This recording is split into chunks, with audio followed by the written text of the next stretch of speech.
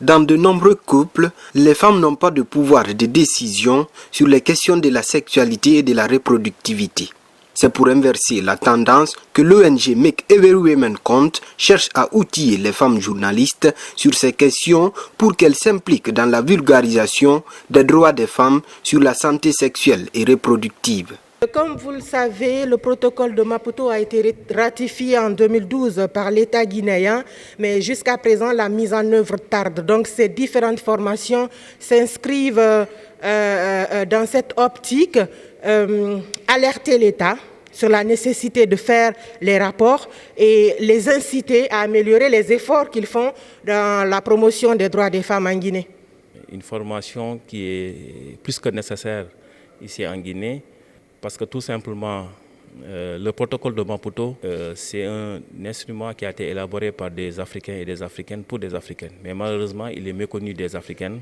Allons partager avec les acteurs des médias qui sont chargés de vulgariser normalement les dispositions du protocole, parce que les médias ont pour rôle principal d'informer les populations. Malheureusement, si les journalistes méconnaissent ces dispositions, la question qu'on se pose, c'est comment les populations vont connaître ces dispositions. D'autant plus qu'eux, ils ont le rôle principal d'informer ces populations.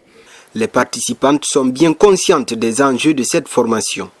Déjà, elles s'engagent à s'investir dans l'application des recommandations qui découleront de la formation. Cette formation, je trouve qu'elle est la bienvenue parce que nous abordons le protocole de Maputo sur les droits des femmes en santé reproductive et sexuelle. Sortie de cette formation, je serai encore mieux outillée pour parler et défendre les droits des femmes en matière de santé reproductive en Guinée. On nous a édifié sur le protocole de Maputo, cet outil juridique qui permet de défendre les femmes, de leur permettre d'avoir accès aux soins de santé maternelle. Au sortir de cet atelier, je pourrais à l'avenir faire des émissions, puisque j'ai une émission de santé que j'anime de façon hebdomadaire.